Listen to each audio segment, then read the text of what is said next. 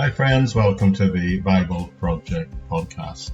And we're together, working together. Well, what is the Bible Project, you might ask? Well, it's a plan to work chapter by chapter, verse by verse, through the entire Bible in however many months or years that it takes. And today we're continuing this journey, and we're just going to kick off the second half of Genesis chapter 1. And over the next 3 or 4 days, we're going to be covering this episode of this agreement between Abraham and Abimelech. And the overall view I've called these next few podcasts is considering the idea of what it means to be living in peace. Now, a few years ago, when I was a pastor of a church, we had many ministries. And at one of those ministry events, a lady came and sat at the table with me with a cup of coffee and asked if she could have a conversation with me. And the conversation started out relatively light, really. But there was a moment when that conversation turned and it became much more serious. And she began to pour her heart out to me. And she began to describe several conflicts she had in her life with other people outside her family and people inside her family, and of the confusion and the hurt that those conflicts were causing her. In her own head, she just wanted to know how to deal with these things, because these troubles were really beginning to cause her very deep-seated anxiety. And at one point, she almost just blurted out, "All I want to do is live in peace." Now, she's not the only person who's ever said that to me. I've had others say similar things.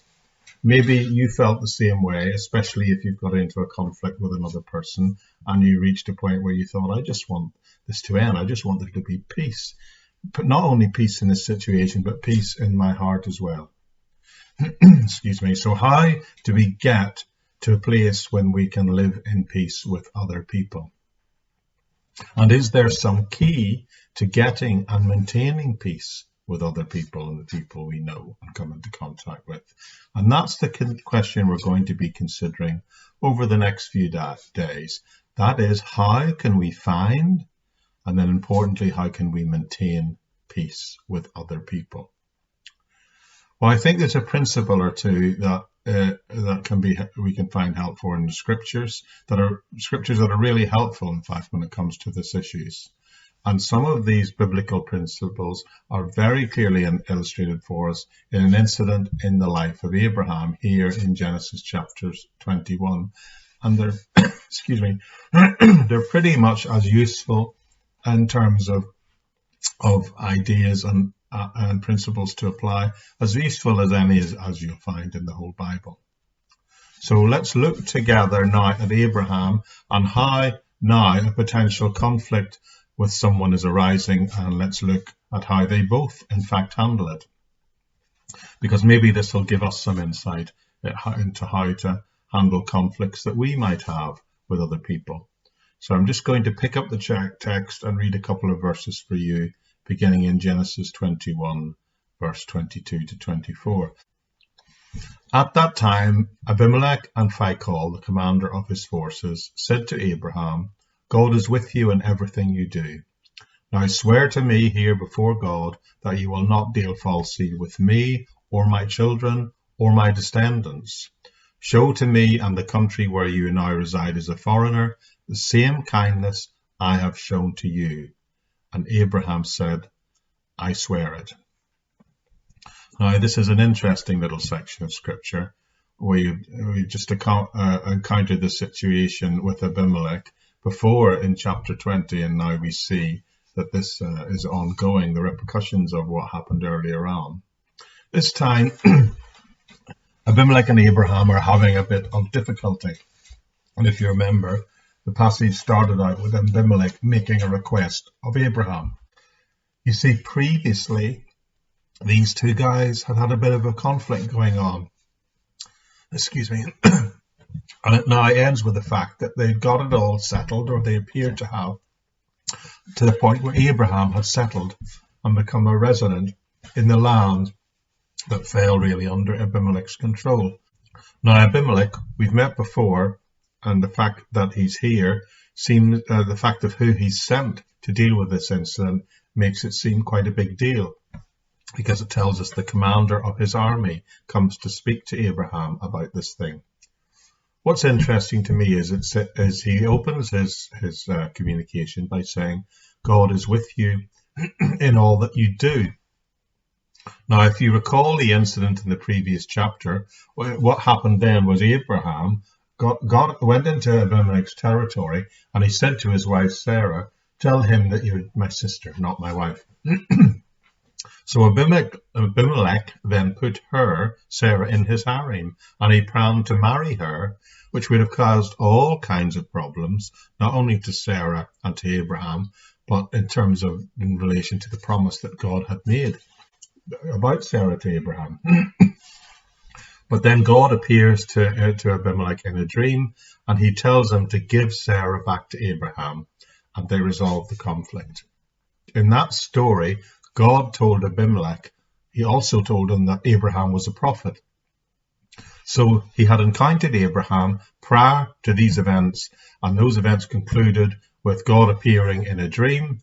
And you may recall that Abimelech had been sick, and because of that he was unable to consummate the marriage. And that after that, in fact, Abraham prayed for him and he got well. In fact, the whole household had been sick, and Abraham's prayer of restoration after those events was both Abimelech and his household recovered. So there were a number of things going on that had convinced Abimelech that in principle he needed to be careful, because the Lord was with this man Abraham. And he knew, because of all the things that had happened in terms of his relationship and how things had worked out between them.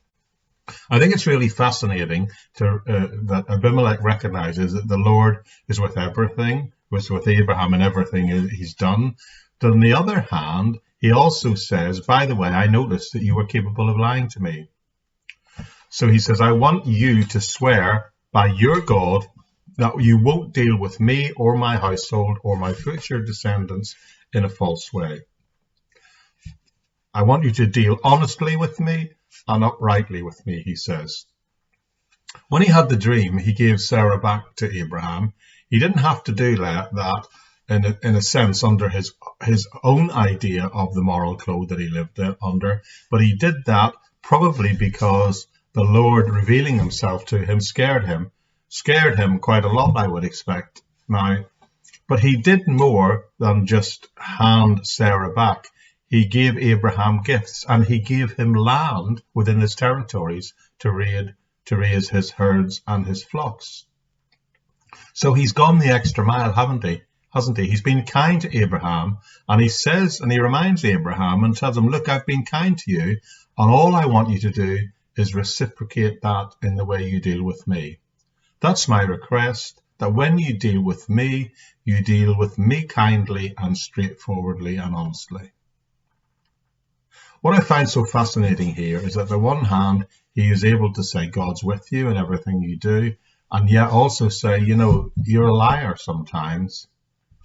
And so in other words, he's saying, Abraham, I've seen both sides of you. But Abraham's reply to verse 24 is very sweet and simple.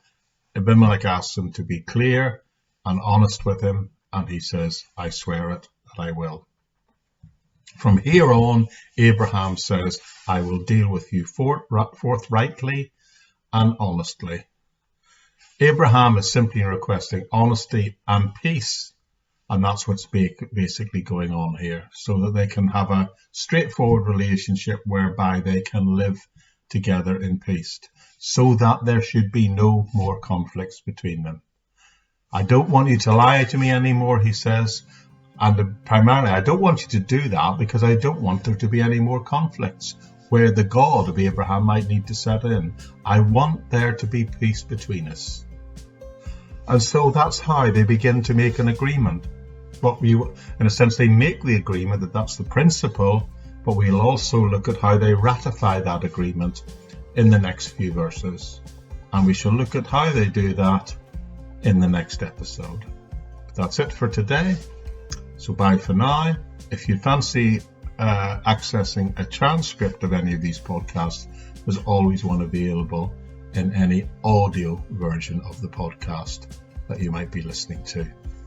But other than that, that's it for today. I'll say bye for now, and I'll see you back here very soon on the Bible Project Daily Podcast.